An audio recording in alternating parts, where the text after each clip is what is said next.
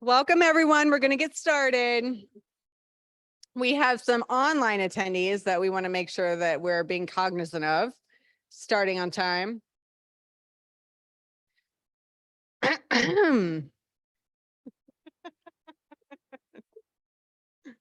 Welcome, everyone. Thank you for coming. My name is Ann Riggy, and I am Chief Development Officer here at the Ohio History Connection. Before I introduce our presenters, I would first like to graciously thank the Greater Columbus Arts Council for annual operating support. Quick clap. I would also like to thank Blue Bow Tie, our caterer, and Truda Schinker, our membership manager, who planned this event and could not be here tonight. So Truda, we miss you and are thinking of you. We also have at least one board member in the audience. If you're on the board of the Ohio History Connection, will you please raise your hand? Thank you for coming, Melody, and thank you for your service. And like I said earlier, we do have some virtual attendees. So hello to our virtual attendees. The Hopewell Ceremonial Earthworks include 5 sites managed by the National Park Service and 3 managed by us, the Ohio History Connection. They were built by Native Americans between 1600 and 2000 years ago and are complex masterpieces of landscape architecture. They are exceptional among ancient monuments worldwide in their enormous scale, geometric precision, and astronomical alignments. On September 19, 2023, the Hopewell Ceremonial Earthworks were officially inscribed to UNESCO's World Heritage List. It is Ohio's first and only World Heritage Site in the United States, 25th. Only a few decades of work really got us to this point. And we are now starting a new chapter, which we're all very excited about. It takes a collective effort to move this forward, as you can imagine. And we believe that everyone can have an impact. When we achieved as a group World Heritage status in September, it did not come with a pot of money. So if we haven't asked you yet, we will be asking you to support this program financially. And speaking of money, our gift shop is open until 6:30 tonight. So please stop in and get your Hopewell Ceremonial Earthworks merchandise. And without further ado, I will now introduce our speakers. Jennifer Aultman serves as our Ohio History Connection's Chief Historic Sites Officer, overseeing the care, management, and public interpretation of our 50+ historic sites and museums. Jen has also served since 2016 as project director for the Hopewell Ceremonial Earthworks World Heritage Inscription Project. She holds an MA in anthropology from the University of Virginia, where she was trained as an archaeologist with a specialty in landscapes of culture contact in Eastern North America. She previously worked as the curator, of archaeological collections at Thomas Jefferson's Monticello, which is also on the UNESCO World Heritage List. She's also been an instructor at the University of Virginia and Otterbein University. Let's welcome Jen Aultman. She's gonna sit in the front row. Hopefully she heard me say that. Yep. Dramatic entrance. There we go. Hi, Jen. Our next presenter is Brent Lane. Brent Lane is a senior executive in residence at the Voinovich School of Leadership and Public Service at The Ohio University. Any other Bobcats here, right here? Yes, thank you, which he joined in 2020. In his career, he has been a venture capitalist, led state-level economic development programs, directed a university applied economic strategy center, and advised on World Heritage sites as an expert member of the UNESCO International Committee on Monuments and Sites. At the Voinovich School, he designs and leads in analyses of novel economic and community development opportunities in Ohio, especially those capitalizing on distinctive cultural and natural heritage assets. Brent has earned master's degrees in science and technology policy from the George Washington University and in business administration from the University of North Carolina. Please help me welcome Brent, and he will take it over. Welcome, Brent.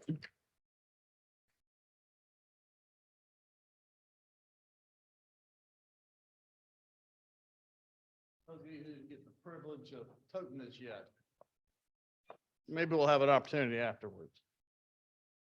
I'm Brent Lane, and I, as you heard from my introduction, have had a lot of serious jobs. So it's a great relief to be here tonight for what I'm told will be a freewheeling conversation in a few minutes after I cover some economic statistics with you. So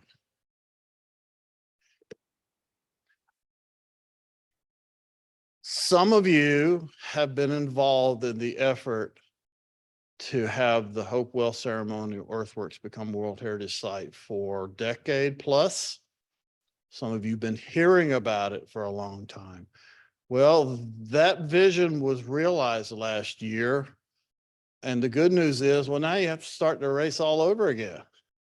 Because the finish line for World Heritage Site status is also the starting line. The question is obviously is now what? Now, how many, well, I'm not going to poll everybody. Many of you are involved in visitor bureaus, some of you involved in businesses, some of you involved in education.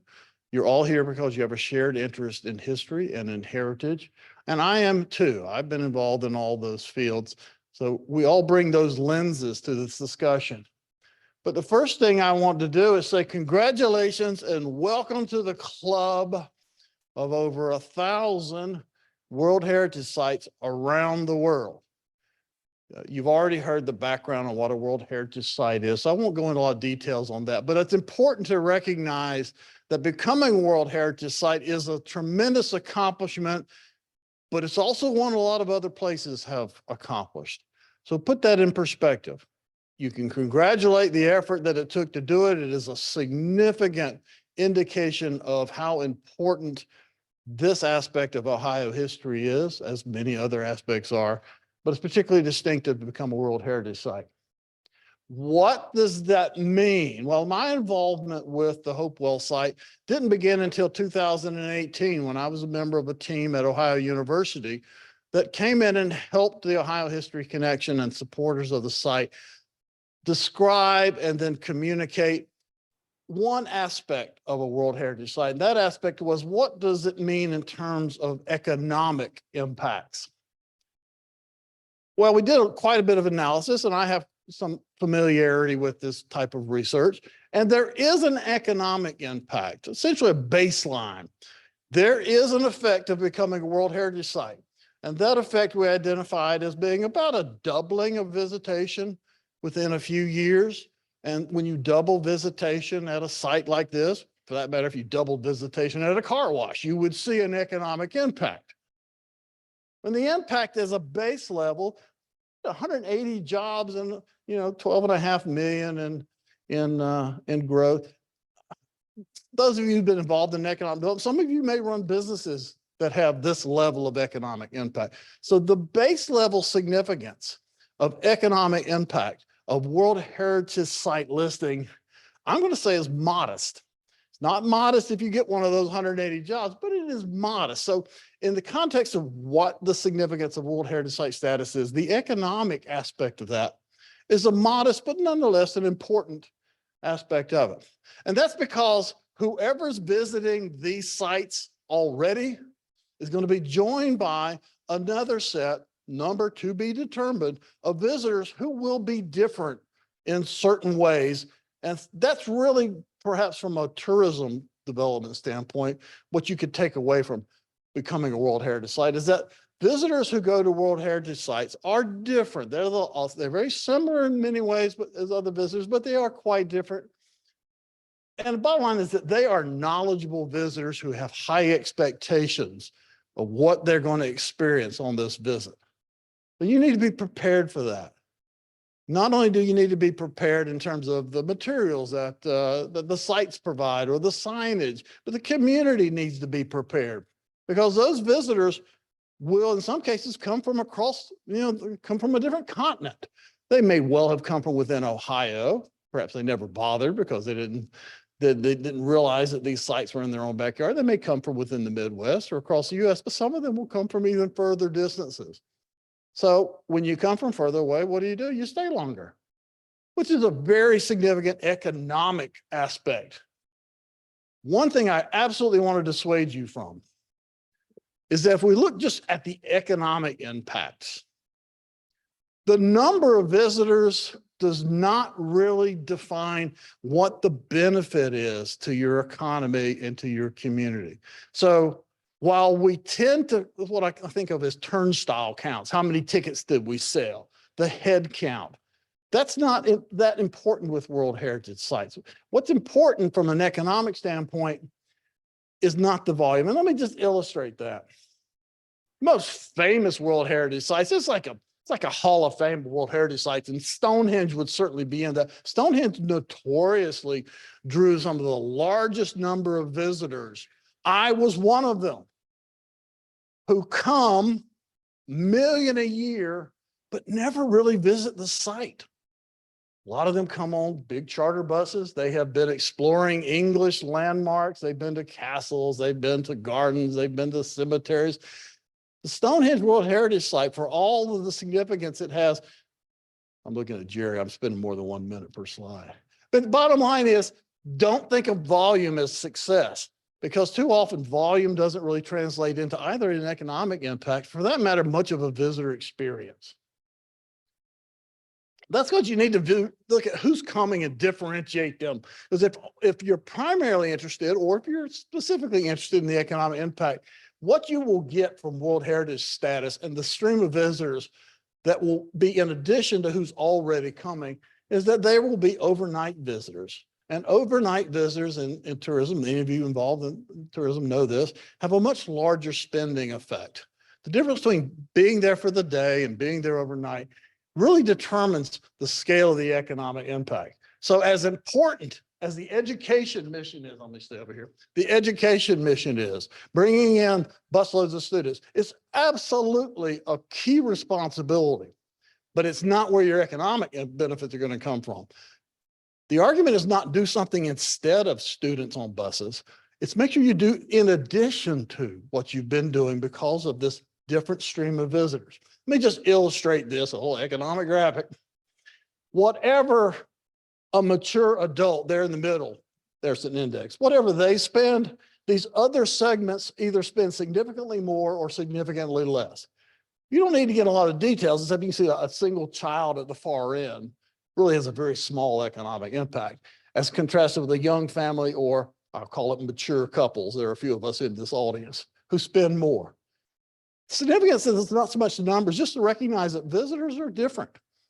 So in addition to fulfilling the education mission, if we want to maximize the economic benefit, we need to recognize that visitors have different behaviors. What a World Heritage status is in terms of economics is it's a brand. I come from a business school, 15 years at business school as a professor. We can talk about the World Heritage Site as a brand. What it is an opportunity. You have a new asset in this community, but you've got to work it. Proactive efforts to better serve heritage visitors who are looking for a different and a richer form of experience. They're not just coming to see the earthworks. They're coming to see Ohio. They're coming to see you. They're coming to see your communities, eat at your restaurants. They want an immersive heritage experience. They want to visit, I don't mean this ironically, exotic Ohio and its own very distinctive set of historic attractions.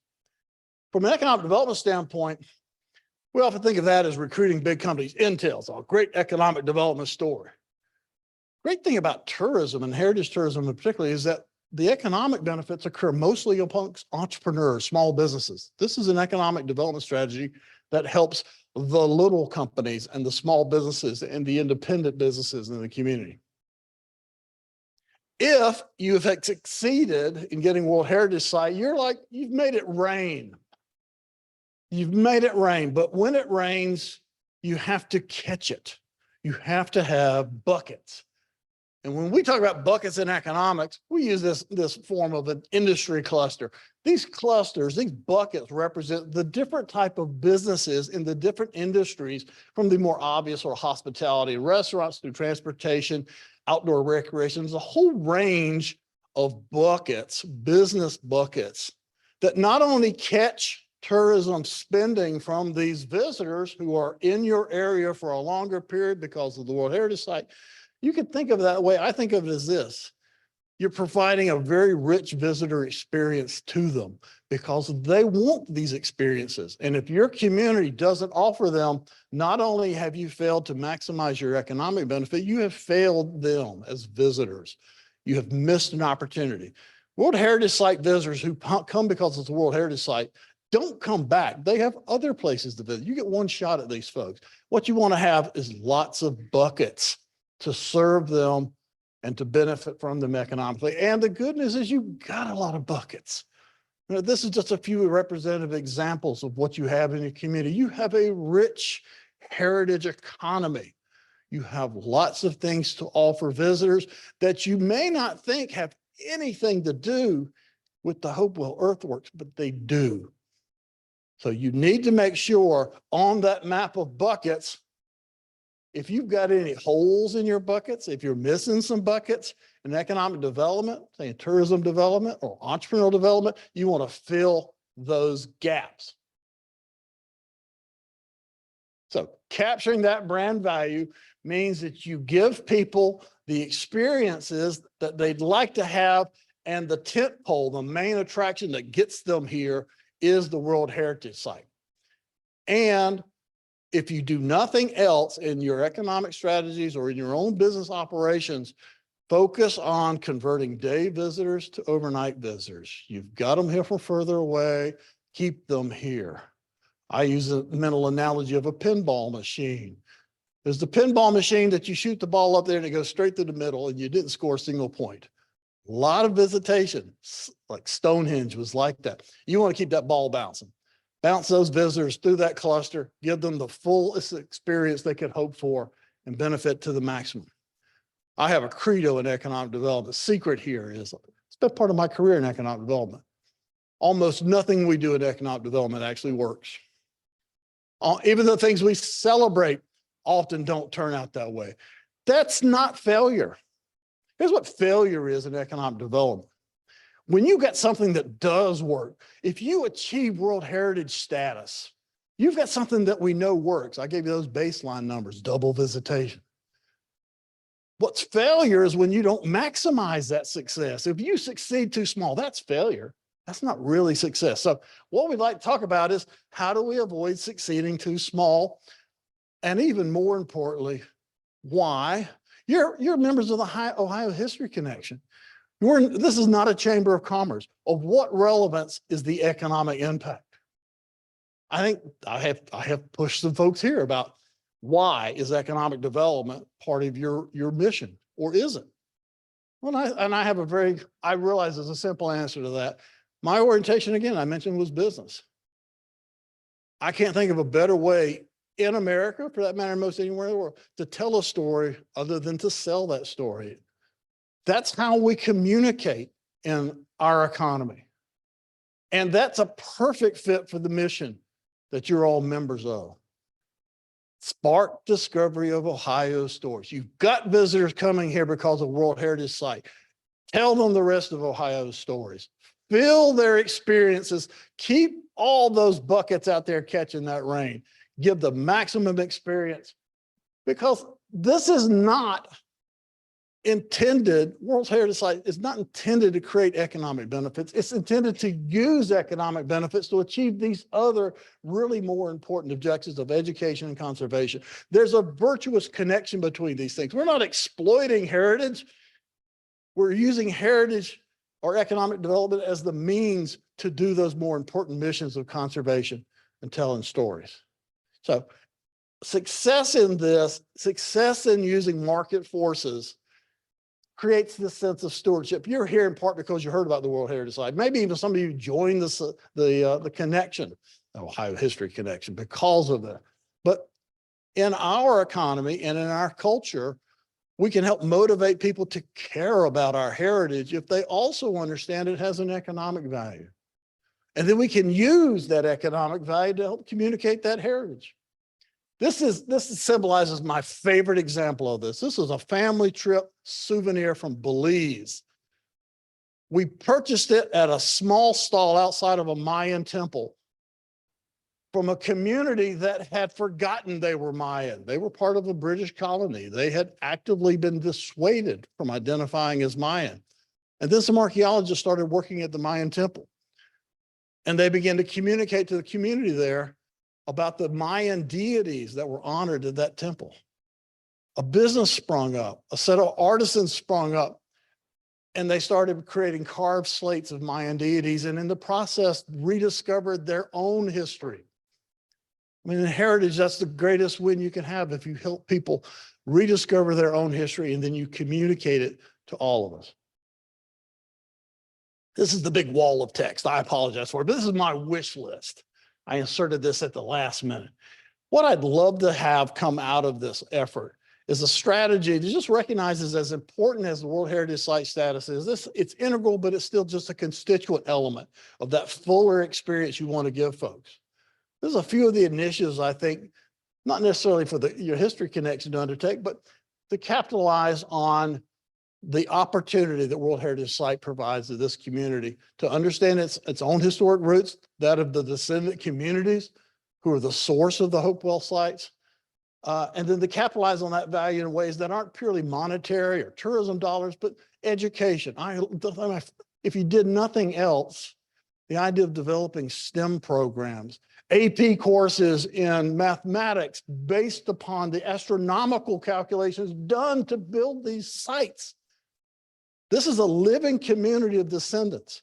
The knowledge that was created to make the Hopewell sites lives on, and it can educate us today. That's the real value of heritage assets, not just the dollars, but how the community capitalizes on that in ways far beyond the dollars.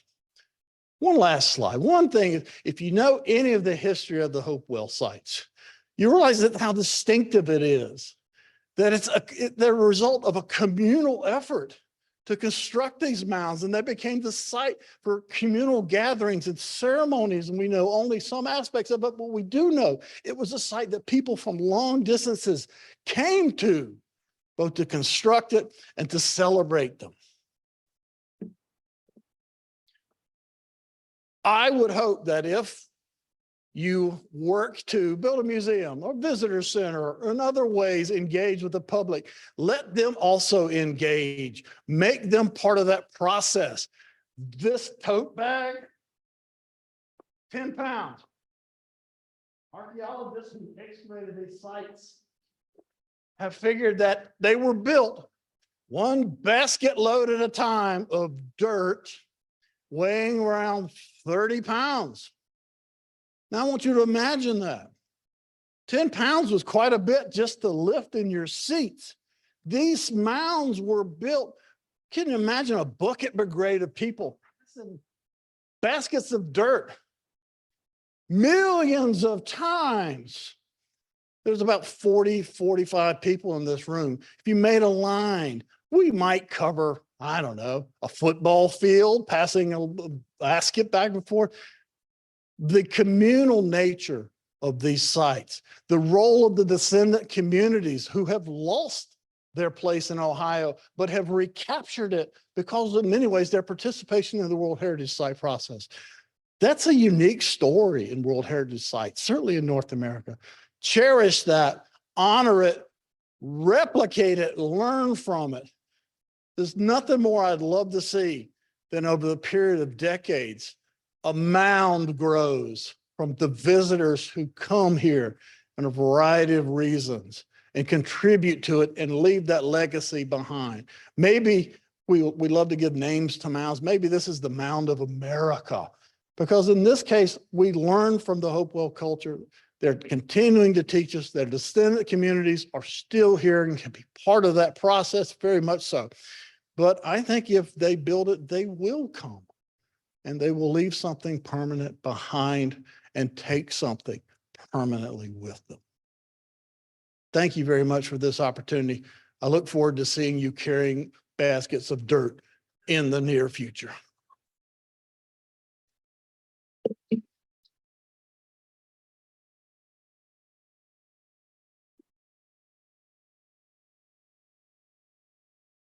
It's cat litter. Cat litter is made primarily out of clay. Clay is primarily what the mounds are made of. So think of it as a good start.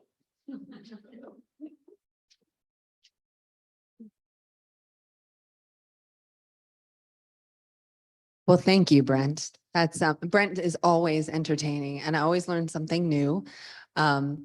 And so I have a whole list of questions. Some of these are topics that we've tossed back and forth before, because we've talked about this quite a bit. So we'll save some time for audience questions at the end.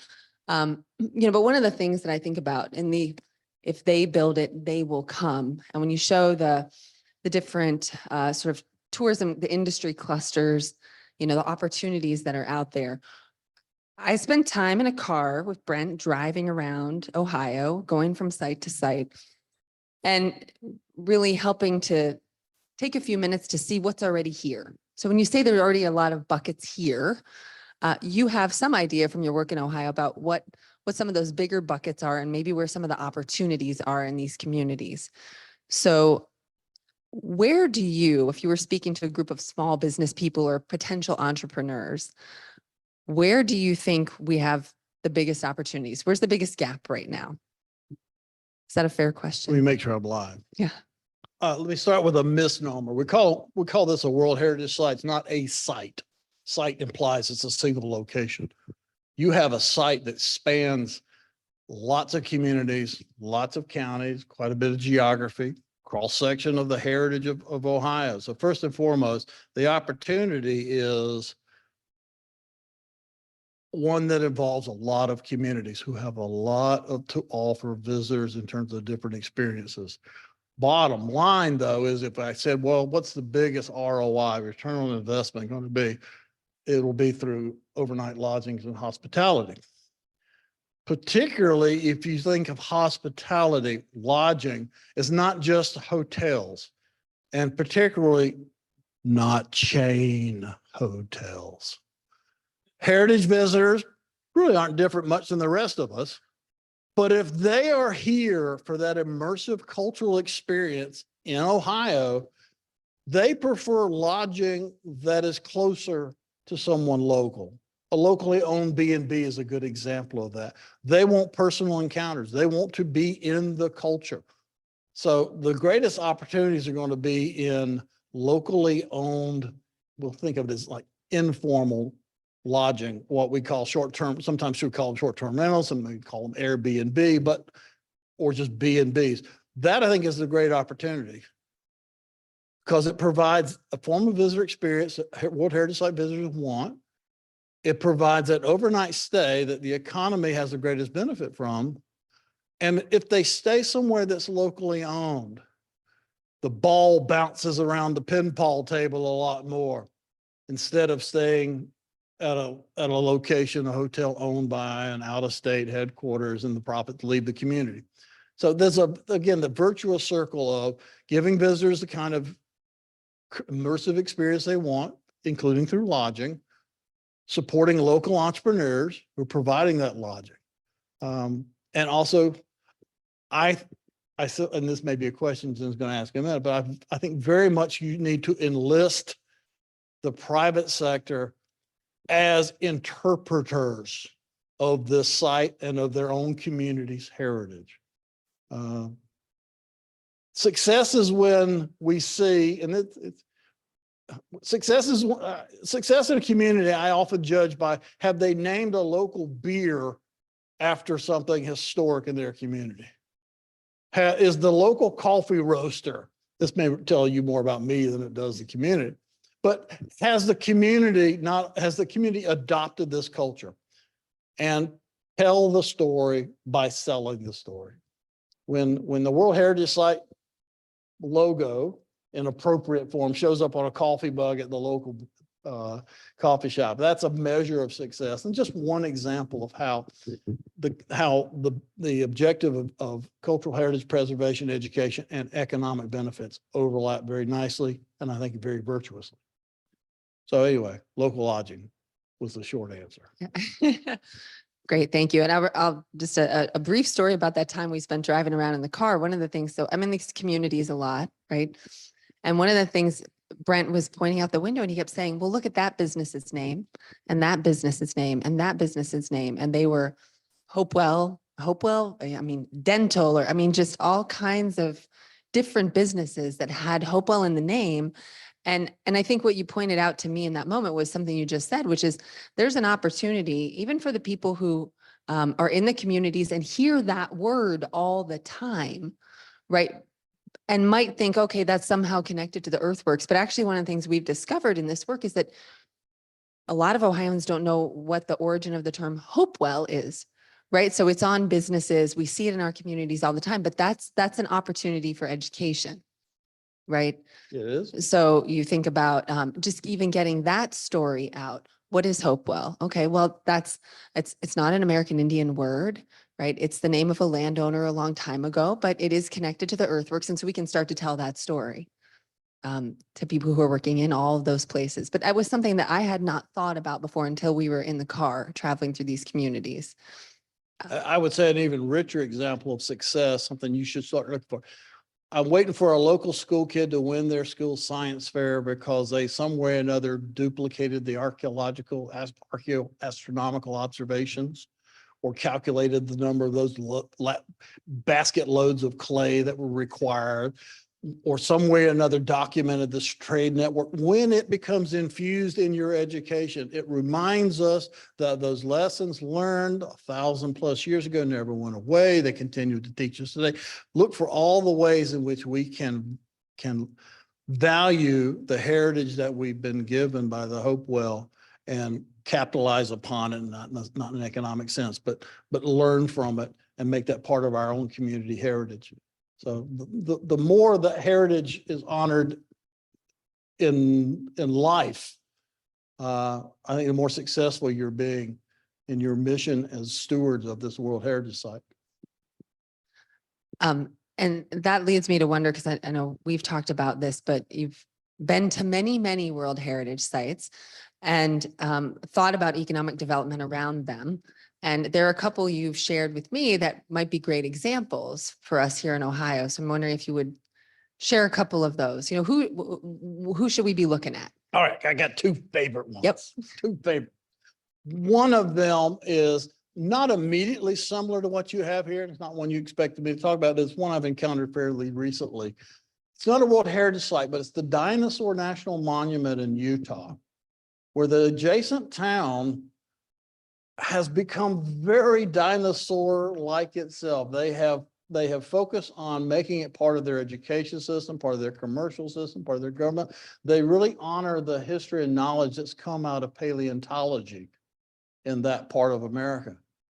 The more direct analog to what we have here with the Hopewell site is Hadrian's Wall World Heritage Site in northern England, southern Scotland. And I say it because it was the border to keep the crazy Scots out of the England that Rome had conquered. It's a site that is in many ways physically similar to what we have here. You know, World Heritage Sites are often these grand cathedrals or these dramatic Grand Canyon-esque places. Hadrian's Wall is the remainders of a stone wall. Not even the stone wall, it's the last few stones at the base that no one hauled away to build their houses with. But it tells a tremendous story about the clash of civilizations in the late Roman Empire area, and it's united the communities that naturally developed along this wall. So visitors there don't visit a site as often as they visit the communities along the wall, and the communities offer the very kind of local lodging, local distinctive culture, God help them, local Scottish food. But they offer that immersive experience across the wall. And I think that's a good model to look to in developing not only the economic opportunities that this represents for the communities across the Hopewell sites, but also the opportunity to use the commercial sector to educate people about the site itself. So I think that's a wonderful analog. Anyone here happen to have visited Hadrian's Wall? Very good. 8 years. Well, I don't know. That's pretty quick by Hopewell standards in some cases. We'll see how fast you build this mound here. But I do think there are precedents for that you can look to, models that you can look to, and there are also some cautionary stories out there to look to. It's because World Heritage Sites don't always have much of a community effect. Quite often, too often, they end up rather isolated. And failure is when the surrounding host community remains ignorant about that aspect of heritage, because it just didn't have the catalytic effect that I certainly anticipate will happen here. And our CEO went to Hadrian's Wall actually, because we'd been talking about this for the last several years, Megan Wood. And one of the things about Hadrian's Wall that I'd love for you to dig in just a little bit in the experience there is, well, in Ohio right now, if I want to go from Newark to Chillicothe and Chillicothe, the sites there down to Fort Ancient, I'm going to get in a car, right? And at Hadrian's Wall, it's a different kind of experience. So can you detail that a little bit for the Yeah, folks? the Hadrian Wall experience, the prototypical or the archetypical Hadrian's Wall experience is to walk the wall. A trail system along the wall that has spurs going into surrounding communities. It's as though you had like an Appalachian Trail, but it was amongst these quaint English villages that followed a Roman wall. You want to find other ways for people to engage outside of their cars. Perhaps it's biking, perhaps it is hiking. And if you've ever hiked distances like that, and the intent ideally is to stay somewhere local at each night of the hike, you can look at a hypothetical trail or perhaps even a real one by now and see where some of those gaps are. You know, my bucket chart, there are going to be some gaps in that potential experience. And those aren't flaws, those are opportunities. And your entrepreneurs in this community, particularly if you enlist them, young people who want to start a business, perhaps want to return to some of these communities associated with Hope, there's opportunities for them to serve this, the visitor stream that's coming. So those gaps, again, are opportunities and should be recognized as such, and they're opportunities for local people, local entrepreneurs. They don't have to be local, but they will be locally owned when they get started. So I would encourage you we ourselves are going to have to see this site differently and see it more the way visitors who aren't familiar with the area will see it, rather than those of us who are very familiar with it may perceive it. And recognize that, you know, these different towns we all view as very distinctive. We play football against each other. We're rivals. They're part of a story that the rest of the world will view as a string of pearls rather than separate independent communities. And so how do you bridge that gap then, right on the economic development side? I won't go too deep into that, but someone out here might be thinking, that's great. I think maybe I'd like to open a B&B in between Fort Ancient and Chillicothe, right? What are we missing? You know Ohio pretty well. What are we missing to help people get from A to B? All right. You don't have to help entrepreneurs a whole lot. In fact, an entrepreneur you have to help a whole lot is not really an entrepreneur. That's what it sort of defeats the purpose. What you can do is help them see value where they may not have recognized it before. That's what World Heritage Site status can do. It can help us view it differently than the way we always have, and view it the way an external visitor would. I brought that up before, but that just shows that there are assets here that have value that may not have been fully recognized because we're too familiar with it. And realize that, oh, these visitors are looking for a type of experience that is not fulfilled. I hesitate the name of a chain hotel experience. They're not filled by a fast food experience. They're going to want an experience that is more Ohioan. And to the extent you don't have those, you don't have a restaurant in the right spot, so to speak, that's an opportunity for somebody to develop it. But preferably, or at least the low-hanging fruit is, look at your existing industry cluster presences, the businesses that are already here that you can educate so they recognize the type of visitors and the experience they want, and they will adapt their business strategies to serve that market. In other words, you need to inform people about this new value in their community so they can come up with clever ways to capitalize on it, far more clever than those of us are going to come up with independently in this room. So put your entrepreneurs to work on it. An entrepreneur does not mean a couple of 20-year-olds starting a software company or an app. That is not what entrepreneur is what we call small businesses. That's all they are. They are small businesses who have initiative.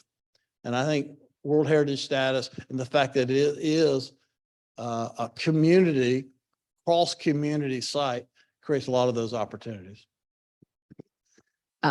One misperception about World Heritage is that it comes with a big bucket of money. I mean, you talked about buckets of money, but there is a misperception that when you achieve World Heritage status, there's a check, right?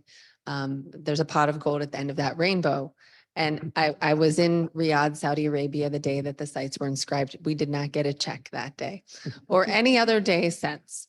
And so as somebody who's in this field and I do this work every day, there is a balance sometimes in talking about this, right? Where I have to explain that to people and help people understand that when we say there's an economic opportunity here, it's not that it comes with a check, it's what we make of it. And so, as we're thinking about that, and that's why we're here today, to think about what those opportunities are. You mentioned Hadrian's Wall, but if you think about us in 20 years, right? Hopewell in 20 years, I think there's a feeling sometimes like, oh my gosh, we have to do everything the first day, right? Like there might be a check the first day, or all the economic development has to happen in the first year or two. So can you talk a little bit about like what a mature sort of strategy would look like in 5 years, in 10 years, in 20 years? How do we bring communities along over a long period of time? Because World Heritage status is, well, forever, right? Unless you screw up. and they take it Well, away then they'll from take you. it away. Yeah. Just to revisit your initial point you made, it is both true literally and figuratively that there is no check that comes along with World Heritage. You don't get financial support, nor do you immediately reap these economic benefits that I'm talking about. You have to work for them. You may see a bump in visitation. We said the base level is about a doubling of visitation over a period of years. But you got to work for those other benefits. So I think Jen's make a very good point about what does success look like? Here's what success looks like to me. And I've already alluded to a few of these sort of markers of success. Success will not be that everything gets themed the Hopewell Earthworks.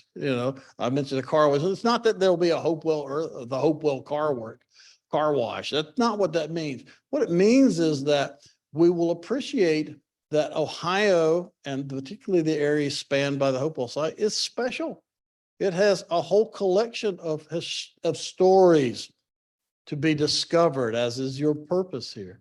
And as I mentioned, a discovery is to help deliver visitor experiences. So it won't just be a plethora of things named Hopewell. It will instead be a very healthy and growing economy of small accommodation, of distinctive restaurants, very much what you have right now, but amplified because you have an additional stream of visitors. Essentially, you will have rediscovered your Ohio heritage, including the Hopewell site, as a community yourselves in the process of communicating it to the world. Maybe you'll make carved slates of Mayan deities, probably not. But that is, to me, that is what we want to achieve. We want your community, your kids, your grandkids to understand their Ohio heritage better, to have used it to learn from in class, not just in history, but in chemistry or in any other area of their education, that it becomes more integral in the education system here, that people become just more familiar with it. Because they're living the experience more. And frankly, you'll be exposed to more visitors who appreciate that heritage. Both perhaps they're drawn by the Hopewell World Heritage Site, but they're also drawn by the experience of visiting your home here in Ohio. So, well, I can say in economic terms, we hope to see, a 4x increase in economic results in the travel and tourism industry associated with the counties spanned by the Hopewell World Heritage Site. There's a way to quantify this, but also look at how we can qualify it. Look for those other indicators that you are changed by the presence of this site. So I think everyone in here knows these are American Indian earthworks, right? And it's really important to talk about that. As American Indian earthworks, we know we have a history here in Ohio where tribes were forcibly removed from the state. Tribal governments were forcibly removed. We have many people who are citizens of Ohio and citizens of tribal nations, but the tribal governments were forcibly removed. And so we've been rebuilding those relationships. We're very lucky to have many of the tribal nations with historic homelands in Ohio as our partners in this project and in other projects. And you gave us one example, right, of how descendant communities have sort of grabbed onto that heritage, with the Mayan example. But here in Ohio, with that distance that we have, right, we don't have resident tribes in the state. We try very hard with our tribal partners to bridge that geographic gap. But have you seen examples that are similar to ours where there's been a great partnership in economic development or in the education sphere or just in your World Heritage experience generally? Because I do feel sometimes like in Ohio here with the tribes being removed, we have this additional gap to overcome. Yeah, and you have a novel opportunity, and I'll probably say a responsibility too. There are certainly a number of examples of very engaged tribal communities, often the impetus for the recognition. But you have a different experience here with the scale of the Hopewell site and the harsh reality that it is descendant communities we're talking about. We're not talking about communities who are still here. But again, that's where I want you to emphasize and recognize and appreciate that the Hopewell sites exist because they were for people to gather together quite often from far away. That should be a very important, in fact, I would say that's like the most important role it can continue to have is that convening site. I very briefly went past what I think is an important part of my wish list is that those same descendant communities who contributed to the site's inscription, whose ancestors built the mounds, that they continue to return to this community, that they come home, and that it continues to be a site for celebration and communal gatherings and ceremonies and recognition and scholarly discussions and artistic displays and artisan workshop. I hope and expect that this resident community will welcome those descendant communities in that return. And that will really be what this site is distinctive in. It is a site of welcome return. The creation of the Hopewell sites and descendant communities, they all predated America. And we need to recognize why they're descendant and dispersed communities is also part of the American story. But another part of the American story is e pluribus unum, one out of many. I think if the site serves as a continuing communal site, not only for the descendant communities, but for the Ohio community, that's as American a story as I could aspire to. So honoring the past, honoring the role of the descendant communities, just lamenting what became of them, and to a certain extent, addressing that or redressing that by focusing on the role of the Hopewell site as a communal site for descendant communities. I think that's a marvelous story and a legacy for you to have. And on the other hand, from a business school professor, they'll stay in a lot of rooms, right?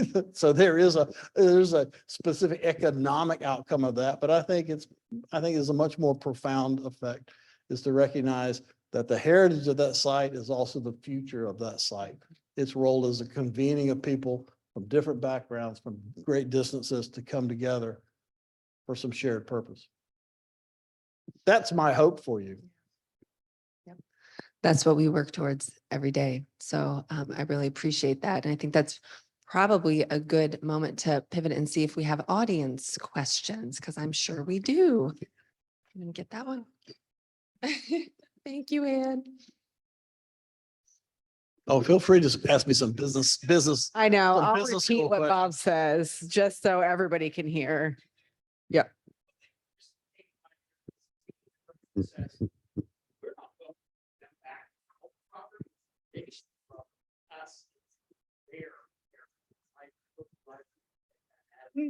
Second goal, I've been at least 2 or 3 markers at the Shawshank Trail.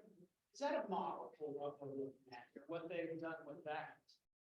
I'm just going to repeat it real quick. So Bob asks if the Shawshank Trail is something that we should be looking at. And then when it comes to Indigenous folks, Native Americans, like they should be welcoming us. We're the visitors, basically, right? So yes. Got it. Off to you. Um, I'll fill in just a little detail on what already exists, and then I know Brent will have lots of thoughts on this one. So in terms of the trail, there has been an effort for probably 20 years, and for a long time it was a website, the Ancient Ohio Trail, put together by a professor at John Hancock at University of Cincinnati, who's been part of our team. But this idea that we need to tell people how they should move between the sites, right? We need to give people a trail. I think you'll see over the next few years, increased signage, increased sort of trail assets that tell people, we work with our CVB partners. I see some of them here. When you're traveling through this community, here's a great place to eat. So we're trying to pull all of that together. So make it easy for visitors, right? To have that type of trail. But I think there's also another model out there besides the trail model. Whether we literally do it or whether we just learn for it, I've learned a lot from heritage areas. So heritage areas are federally funded to some extent, areas that they're organized around a theme. And many communities come together and they sort of lift up that theme together. And so between those, the sort of trail concept and heritage area concept, there's really a lot for us to learn. And we have been learning that, but there's more to do for sure. And I'm sure you have thoughts on both of those or not. That's generous of you to assume that. Let's see if there's some more questions. Got them right over here. I'm going to let this gentleman and then Al, you'll be next. Who owns a UNESCO site? And does that owner, can they dictate how that site is perceived and presented? I mean, could it be a corporation, individual? I'm gonna give you the easy answer, then Jen gives you a hard answer. There is no conveyance of ownership because you become a World Heritage Site. There is no loss of control. There is a certain level of conservation responsibility that comes along with it, but the UN does not take possession. It does not become, it doesn't become controlled by any outstore. The ownership does not change unless a local effort is made to do that. Yeah, so actually in putting the World Heritage, this is our World Heritage application dossier. I just like to hold it up when I can. In putting that. It also weighs 10 pounds. It does. It's a little bit long. In putting that together, that's actually one of the pieces that's incredibly important to achieving World Heritage is to show that the existing owners adequately protect and manage the site. So it doesn't change hands. In fact, it's very much the opposite. Part of the vetting process for World Heritage is to really show that you're doing what you should be doing, because that's exactly what they expect you to keep doing. And so that includes sometimes you have to add, we have periodic reporting. So every several years as a World Heritage Site, we will report on certain data to the World Heritage Center. So that's something that gets added, but it's really just them making sure that we as Ohio History Connection and then our partners at the National Park Service are doing the job that we said we would do. We set the hours, we set the visitation, none of that changes. None of that changes. Good. And before we get to another question, if you are online, we are taking questions as well. Just type them in the chat and I will get them. A couple of comments, actually a question then for Brent. About the name Hopewell. The name Hopewell, yes, it was the name of the farmer who owned the property back when the Hopewell Earthworks were excavated. But the name Hopewell actually is Old English. It goes way back, hundreds and hundreds of years in England. And so I think we need to understand the origin of the name Hopewell. It's not just a farmer, it goes way back. And actually the name in Old English means small enclosed valley. And if you look at where a lot of these larger Hopewell earthworks are, they are in small enclosed valleys. I think that's a coincidence. Okay, but I just wanted to point that out. The other thing, comment and a question for Brent is, and Jen already brought this up, is about national heritage areas. And I think this is a gaping hole in your presentation, Brent. It's the model that you're talking about. National heritage areas are a program of the National Park Service.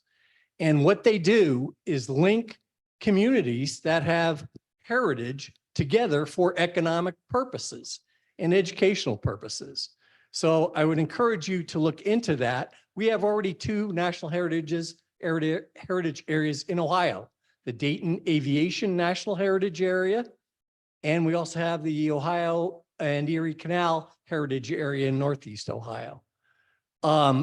So I think that's really a model, and I know that's kind of down the line, maybe if it ever gets done, because it is a very difficult thing to achieve. There's only like 60 in the whole United States, but you have to go through a process of getting funds to write a study.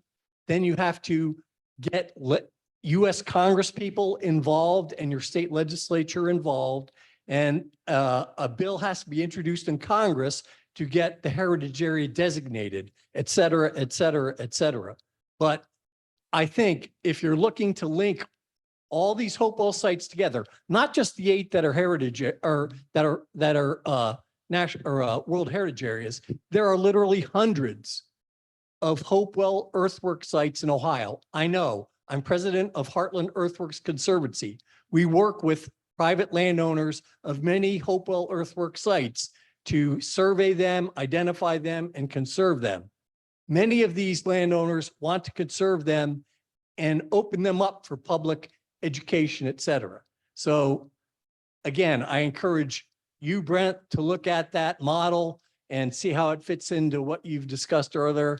And Jen, I've already talked to you about this in the past, is that hopefully some point down the line, there can be a Hopewell Ceremonial Earthworks Heritage Area in Southern Ohio. Well, you're entirely correct in your criticism that I did neglect to mention it, which is shameful because I have one of those aviator bears from Dayton for visiting the heritage area sites. But you also brought up something, for instance, the impression is that those Hopewell sites, part of the Earthworks World Heritage Site, are the Hopewell sites. Whereas you're very correct to show they're just some of them. And there's really nothing more, nothing more impressive than to see a LiDAR scan. LiDAR is a particular type of laser imaging that can identify very slight changes of elevation. In other words, it will show you where many other Hopewell culture mounds and other culture mounds are. And when you see that, you realize that what we're honoring through the World Heritage Site is a very small percent of how broad this cultural presence was. In many ways, it'll help people understand that this is relevant to their own communities because it's a remarkable and I think perhaps I will certainly call it unprecedented scale of cultural manifestation here in North America. But you're certainly correct. There are other ways in which to incorporate the concept of a heritage area for economic and communication purposes. So certainly in a room like this, all of you know something I don't know or something I didn't speak to. So I appreciate that. Great, thank you. I have a question from online, but please let me know if you have more here. The person says, I visited the museum at Cahokia and spent a lot more time there than at the site itself. We did end up spending the night. Will we be getting a new visitor center or museum? The Cahokia Museum was wonderful. Jen? Yeah, that's a great question. So Cahokia is an interesting example. We looked at a lot actually in this process and helping to pull the data for the economic impact study. A lot of people say, we're saying, well, Cahokia, the visitation went up tenfold when they got World Heritage. And when we dug into it, what we actually saw was it was the construction of the new visitor center that the state supported. That actually, their visitation had gone up with World Heritage, but it was the construction of the visitor center and the opening of the visitor center that really was responsible for a lot of that growth. And so I think this is one of those questions, right? They're the short term. We got World Heritage, now what? So that is part of it, right? So at Fort Ancient, for example, we have a large museum already. So Fort Ancient, you really can go and spend quite a long time in a museum, learn quite a bit about the site and nearby sites. But we know, for example, that at the Great Circle in Newark, it's a very tiny museum. So, what is the opportunity there for building something bigger, for telling the bigger story. And so we're just at the point now where we just got World Heritage in September, and then I took a nap. And now I'm awake. Where we're really talking about that and exploring with our state partners and other partners, what's the opportunity to do that near these sites. I know in Chillicothe, they're having very similar conversations.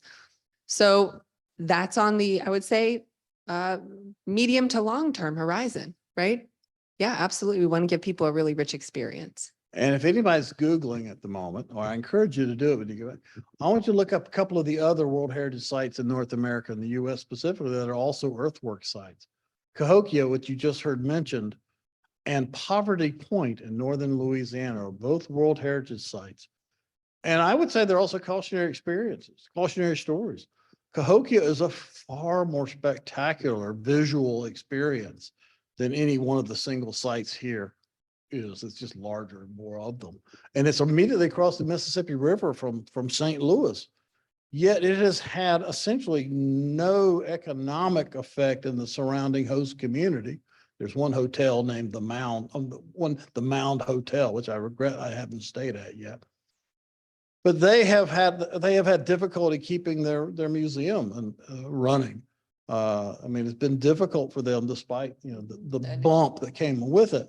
So it just reinforces that becoming World Heritage Site doesn't bring with it the golden ticket, but it is something you have to work to exploit. And in the case of Poverty Point, from a historic standpoint, it's a remarkable site. From a visual standpoint, from the air, it's a remarkable site, but it's in a completely rural, essentially nearly unoccupied area of northern Louisiana. And what I lament about that is that the lack of the richer visitor experience that we're talking about in economic terms really reduces the appeal of that site. So again, hand in hand is to focus on what you have here. You have these communities and towns with their own distinct heritage stories to tell amidst the World Heritage Site locations. That's presents the distinctive opportunity you have here. And I'm confident that, I hate to say, even if you didn't do much, you're going to see a larger economic benefit than we've seen at Cahokia. It's certainly more than we've seen at this Poverty Point site. But look those two up. Cahokia, you'll figure out how to spell it. And of all things, Poverty Point. Sir, you mentioned Hopewell, and most of us here know that, that's really not at all related to the cultural heritage of the descendant community. It's just the name of the landowner. It could, as I said, it could have been worse. You have a nice backstory on Hopewell. Poverty Point, World Heritage Site. So you don't have that working against you here. I think you have a lot working for you. Yep. Well, here we go.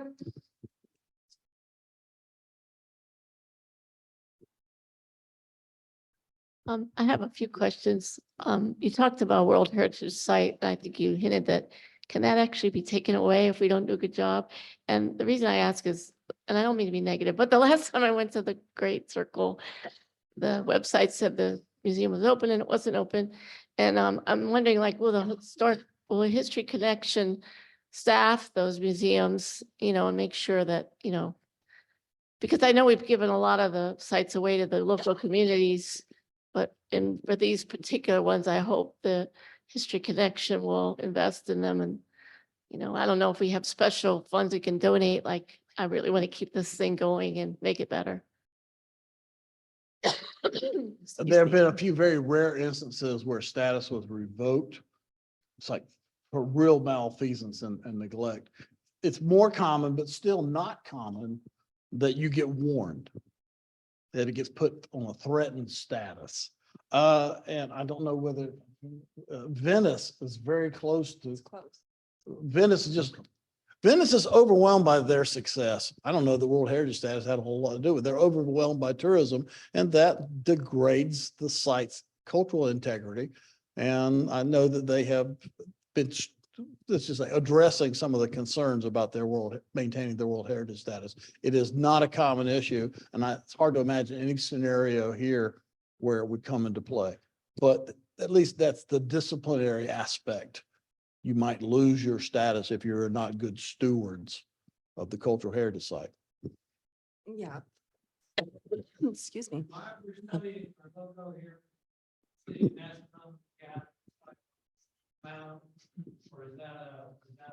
That's the World Heritage, yeah. That's World Heritages.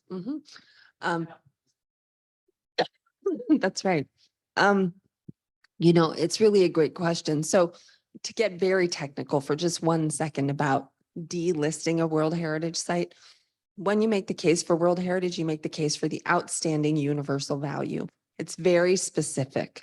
And when sites are delisted, they're delisted because something has threatened that outstanding universal value. So in the case of these sites, the outstanding universal value is around the astronomical alignments. It's around the geometric precision. It's around that these bear evidence to an ancient culture, people coming, as we've talked about, gathering from far away. So when sites are delisted, I like to sometimes use the example when we look at the Everglades, right? The Everglades are on the World Heritage List because of the really unique environment and environmental change, actually, and some of the human activities that have led to that environmental change in that area are what have put that on the threatened list. So it's a very particular, delisting is a very specific sort of activity around the outstanding universal value. And so this World Heritage sites, that are threatened, that's kind of the first step. Well, and it's really about, is the outstanding universal value being compromised? So just to nerd out on World Heritage for a minute, that's sort of how that happens. So, in terms of how the sites are managed, we are increasingly putting resources into making sure visitor centers are open, offering tours every day. I mean, World Heritage has already, it's really exciting actually to be at the sites and, have international visitors. I think some of the folks here who are on site, they said, yeah, actually we had international visitors who said, oh, well, we're in the country anyway, a couple weeks after the World Heritage listing happened. We were in the country anyway, and we heard about that, so we came. Right. So we absolutely want to give that visitor experience. And then the number one first part of that is to have knowledgeable and welcoming people on site. So yes, absolutely. And we have our Newark folks here who are Yes. knowledgeable and friendly right in here. front of me. It's Sarah and Carrie. So if you go to Newark, you will see them. Just a quick shout out to those folks. Just an easy one. I just wondered, based on your comment that you said some cities or communities are discussing this, is there any plans or is there already one in place to put a program together like Brett's and hold community forums, or at least the business people in the community, to give them a little background of where it is, what's going on, and the holes to be looking for? Roadshow, we used to call them in the old days. Yeah, so I'm looking at our Convention Visitors Bureau partners over here because there are some programs that are getting rolling, and I'm sure that they would be happy to talk to people individually afterwards. But I know one pilot program is, how can we train those frontline workers, the people who interact with the public every day in all kinds of businesses, so that when people come and they have a question, I often use the example at the Great Circle, there's a Chipotle that's right across the street. So if someone goes to Chipotle and says, how do I get to the World Heritage site? It would be really great if someone there could answer that question, right? Yeah, Melody's there. Great, Melody Young.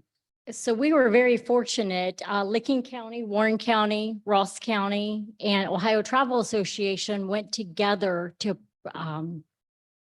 help frontline workers and anyone in our communities to learn about this World Heritage designation. Because the last thing we want is a visitor to come or a local to come and say, do you know anything about earthworks or mounds in your community? And they just have this blank look and say, no. And I can tell you locally, I actually had someone to say, oh, I can tell you there's no mounds in Chillicothe. And so that's the last thing we want a visitor or a community member to experience. So we are actually piloting the program in Ross County. So if you actually go to visitchillicotheohio.com, which is our website, under resources, we have a frontline training. It's quick. It takes about 20-25 minutes. There's videos, there's text, there's a lot of background. And once they passed the 9-question survey, we actually give them a certificate and a pin that says, ask me about World Heritage. So our goal is to have every frontline worker, hotels, B&Bs, restaurants, shop owners, to at least have an awareness of what this UNESCO can really mean to Ohio and Ross County. Yeah. Well, we call that our gated community. Thank you. All right, we've got a question. Hi, Brent, could you say something about what the effect of us having 5 properties in our heritage site versus other places like Cahokia, which is one big property? How are we going to be affected by having 5 different sites? I would say we need to view it as the opportunity. It is also a threat. I could visit one of those sites and think I had seen the Hopewell World Heritage Site and not have appreciated it, or maybe not stay overnight because I only went to one of them. But you have the opportunity to have, because of the multiple sites and the challenges, to inform and motivate people to visit more than one site. Because it is very easy for the lazy traveler, and hopefully that's not typical of World Heritage Site travelers, but it will be for a lot of visitors, to say, well, I've heard about this, I'll stop and see one site. Oh, it's a mound. I read a sign, I left. But I think that's a reality that you're not going to change, but it is an opportunity because you have multiple sites. What you also need to be certain of it, and so much of this I know is being addressed. If you visit one site, that is the portal to the other sites. You need to be very explicit that this visit is just the start. I don't know whether you get an aviator bear if you visit all 5 of them, but it's not a bad idea. But I do think in the process of building the strategy, you want to make it clear to visitors and make it that these are collectively the site, and every site should entice someone to visit the next site because they are different in character. And it's really collectively that they tell the story that you're charged with communicating and preserving. My favorite, and it's not available, I love gift shops at museums and heritage sites. I love that because that's, again, telling the story by selling the story. I judge places by their gift shops. The Chillicothe, the National Park site, I think I got a great gift shop. But one thing you can't buy there is what I really wanted. Someone made stained glass diagrams of all the sites, and they were beautiful, and they were informative, they were compelling, they would probably be really expensive. But it's an example of the union and both heritage information and commercial appeal and artistic and artisanal value. I just thought that was not available in stores, but it was certainly a good demonstration of how those different missions overlap. And I will tell one more story. I have a tie on here. It's a tie I bought in Vancouver at a museum there, the Native American Museum in Vancouver. And it's got iconography of that culture there that was chosen by the community there to represent them in the commercial marketplace. So these are not sacred symbols, which I think we need to be very conscious of from the descendant communities, but it is something they thought helped communicate their culture in ways that could be leveraged through the marketplace. I think one of the best things you can offer people is a memento, and that term means memory. A memento, and one form of memento is souvenirs. I think we sneer at souvenirs, but when souvenirs contain legitimate information, when they are part of the descendant community's effort to communicate their culture And when it's something that's valued and a mnemonic device to me, it reminds me when I put this on of that experience. That's capturing all those virtuous benefits. Plus, it was expensive, but it had value because of all the cultural heritage that it depicted. And it was, you know, and it was also sort of guilt-free because the community there had approved it. Opportunities like that, I think, accomplish, and I'm up here talking to you about economics and dollars, and it all sounds very dry and mercantilist and a little bit predatory. But it is, I think, part of the opportunity you have here and the responsibility to tell the story and recognize it's not, I have to say it's not our story, it's not your story. I don't want to make any judgment like that, but it's a story that has roots that go well beyond any of our presence here in Ohio, and make sure that that story is integral in however it's being told. And that's sort of, did you describe the process of how the logo was developed? Were these folks already familiar with that? No, I didn't. Our Hopewell Ceremonial Earthworks logo. You know, it is Jerry Dannemiller, who's in the back, our Chief Marketing Officer, really led that. But through the process of developing the logo, there were some elements that everyone wanted to be part of it. The earth, of course, being so important, and to show a mound or an earthwork in it. There's water, or what you might perceive as water. There's a blue color in there. And then the moon behind it. And as part of that process, it was very collaborative, and we had engagement with tribal partners in the process too, just to make sure that that mark that was going to stand for these places for some number of years is something that everyone felt was reflective of what people should associate with them. So that was a really important collaboration on that one. And then as far as the gift shops, I want to plug that, of course, we have, you know, Hopewell Ceremonial Earthworks logo on items, but we also at some of our locations, and Fort Ancient works especially hard on this because they have some more space, work on making relationships, building relationships with tribal artisans, so that artisans who are citizens of federally recognized tribes, that some of their artwork, their crafting is available for purchase at Fort Ancient gift shop and some of our other gift shops. And that's an important piece of the tribal economic development piece. So, you know, yes, you might, you know, they might not be the least expensive thing in the gift shop, but when you purchase something that's made by a tribal artisan, you're supporting that person in expressing their tribal identity and potentially, you know, expressing a connection to that place. So that's a really important piece of what we do too. And if you want to see the logo, or if you want a button of the logo, we have, true to left, a basket of buttons of the Hopewell logo out on a table out there. So we've got time for one more question, and then we'll close it out. In Brent's presentation, he mentioned heritage training, but you hadn't said anything about it. And I wanted to say I was really happy to hear that Chillicothe is starting to address that. So my question is, what is OHC doing? Or are they doing anything to pull this all together? Yeah, it's a great question. So we work with these folks all the time. So our CPB partners, we have back here all sitting together. I'm so glad they're here tonight. And that's what we do. We collaborate and have partnership because they're the ones who know their communities best. They know what training, you know, we can provide some of the content about the sites, right? Providing the information, but they're the ones who know who should be taking that training. So what we do is we've had tremendous long-standing relationships with our Convention and Visitors Bureau partners, and we're in communication all the time. So that's how we support that work.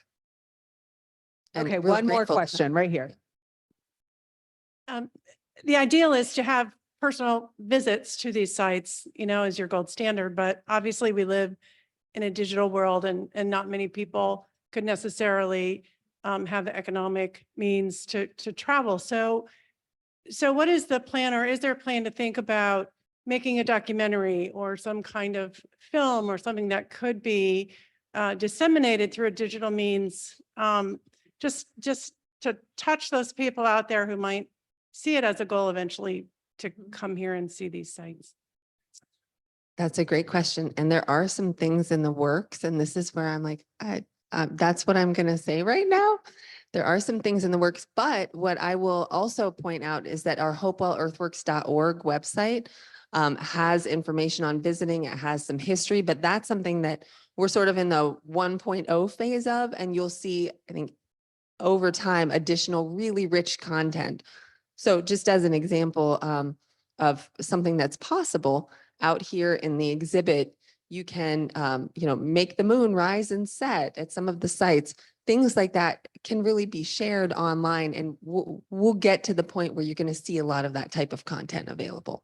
Yeah, but there's some really great things in the works. And if you're not aware, we do have an exhibit right outside these doors called Indigenous Wonders of Our World about the earthworks. So please take time to visit. So we're going to close it out. Thank you to Jen, and thank you to Brent for this stimulating conversation. Thank you everybody for coming. You will be hearing about more members events centered around the Hopewell Ceremonial Earthworks. I know that Truda has a tour at Fort Ancient coming up April 27th. And thank you so much for coming. Please stop in the gift shop. Have a great